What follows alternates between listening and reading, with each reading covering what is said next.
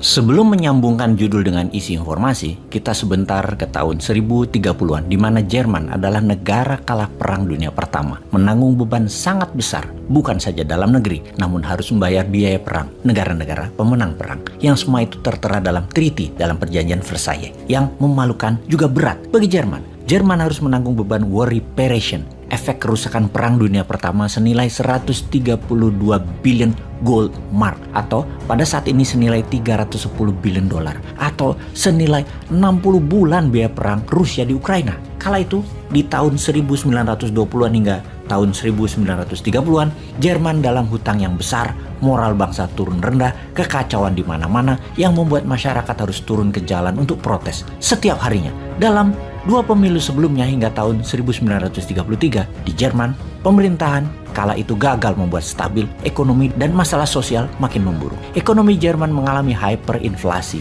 pengangguran dan ketidakpastian ekonomi. Hitler dan Nazinya memanfaatkan peluang tersebut, yaitu kekacauan negara Jerman, khususnya dalam masalah ekonomi, sebagai tema propaganda dan berhasil mengambil alih pemerintahan serta membuat Jerman menjadi negara superpower dengan cepat. Ketika 30 Januari 1933, Hitler dilantik menjadi kanseler. Selanjutnya adalah sejarah yang kita semua sudah tahu. Moral of the story, cerita di awal itu adalah masalah finansial dan inflasi bisa merubah jalan sejarah, bisa change the course of history. Bersama dengan itu semua, kita kembali ke keadaan kita sekarang dalam minggu-minggu kemarin hingga saat ini dan beberapa bulan ke depan.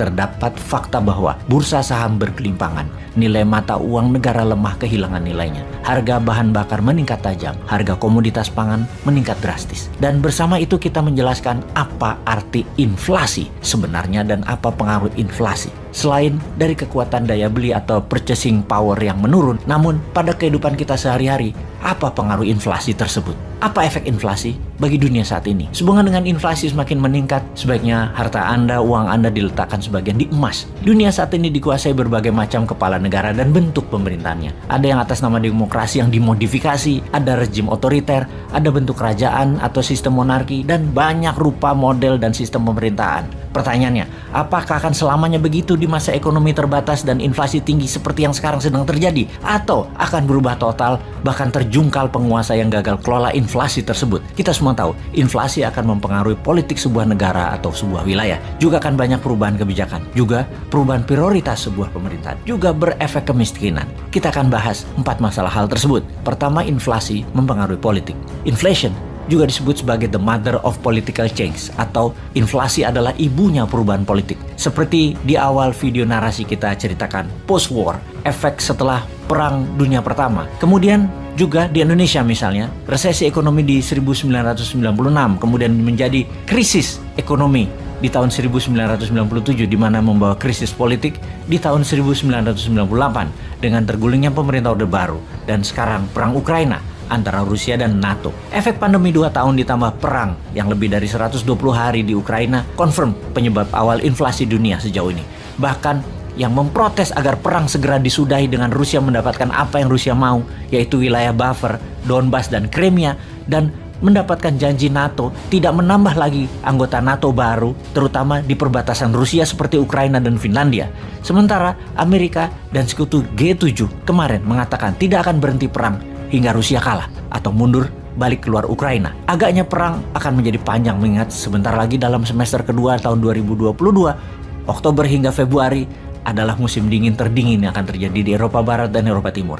Mereka butuh gas, mereka butuh BBM Rusia. Ambiar itu Eropa kalau perang ini berkepanjangan. Kita kembali ke inflasi. Jimmy Carter ketika menjabat Presiden Amerika, beliau adalah Presiden Amerika yang sederhana, humble, petani, dan di zaman jabatannya, inflasi tinggi terjadi di Amerika.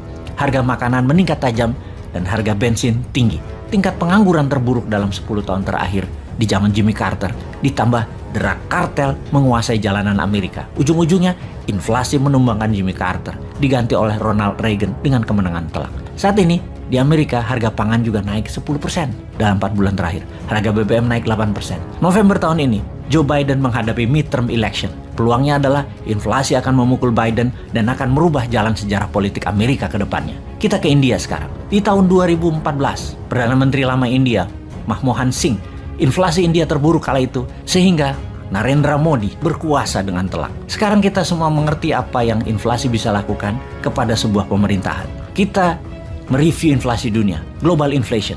Saat ini berkisar di 7%. Harga pangan juga meningkat sekitar 7%-an sejak 4 bulan terakhir. Efeknya adalah ada 50 negara dunia saat ini dari 200 negara dalam keadaan parah, krisis parah baik politik, pangan, dan energi negara tersebut. Siapa saja mereka itu? Brazil, Israel, Pakistan, Bangladesh, Turki, dan jika terus-terusan inflasi di negara-negara tersebut meningkat dan tidak terkendali, bisa dipastikan pemimpin yang saat ini berkuasa seperti di Brazil, di Israel, bahkan Erdogan di Turki bisa terjungkal di tahun 2023. Karena meningkatnya harga-harga kebutuhan bisa menggulingkan pejabat berkuasa. Inflasi bisa juga merubah wajah sebuah negara. Lihat saja Venezuela. Venezuela memiliki cadangan minyak bumi terbesar di dunia. Tetapi di peta dunia, apa posisi Venezuela sekarang? Kegaduhan politik berkepanjangan, inflasi tinggi juga berkepanjangan. Dari negara terkaya menjadi negara termiskin di Amerika Latin dengan telah 6 juta warganya keluar dari Venezuela mencari perbaikan nasib ke banyak negara. Di Venezuela, di tahun 1973 hingga tahun 2022, harga barang di Venezuela telah meningkat 3.700%. Bayangkan naiknya ribuan kali harga itu. Bahkan dibanding dengan Singapura dalam 10 tahun terakhir harga telur tidak naik 1 sen pun. Di Venezuela ada lagi yang lebih parah. Bulan Februari 2019, inflasi Venezuela 340.000%. Itu gila namanya. Uang Venezuela sama dengan toilet papers, nggak ada nilainya, junk papers. Sejak tahun 2019, 20% populasi rakyat Venezuela keluar meninggalkan kampung halaman. Kita lanjut inflasi dengan kebijakan pemerintah. Inflasi merubah kebijakan semua pemerintahan, itu adalah sebuah kepastian. Merubah by force, dengan paksa, yang kalau tidak berubah, gaduh dan chaos jadinya. Seperti rakyat Sri Lanka saat ini yang membakar rumah dinas pemimpin Sri Lanka, Raja Paksa, dan memaksa Raja Paksa mengundurkan diri. Dan dia akan mengundurkan diri dalam minggu ini. Inflasi juga membuat Boris Johnson, Perdana Menteri Inggris, mengundurkan diri setelah didemo para buruh kereta api dan para guru di Inggris. Kebijakan apa yang diubah adalah kebijakan yang menguntungkan negaranya yang dilakukan seperti memproteksi. Siapa aja negara yang sudah memproteksi saat ini? Argentina misalnya, melarang ekspor soybean keluar dari negaranya. Algeria menutup ekspor pasta, gandum, gula untuk tidak keluar ekspor barang tersebut. Mesir membatasi minyak goreng. Serbia tidak lagi mengirim gandum, jagung. Juga Kosovo, gandum dan minyak jagung tidak keluar lagi. Dan banyak negara yang mementingkan warganya dengan mengubah kebijakan. Karena perang, semua menjadi terbatas dan semua melindungi kepentingan bangsanya sendiri. Sungguh, prioritas pejabat yang peduli rakyatnya adalah mengendalikan harga-harga di dalam negeri terlebih dahulu di masa inflasi dunia. Sekarang pertanyaannya, apakah Indonesia sudah siap untuk semua itu?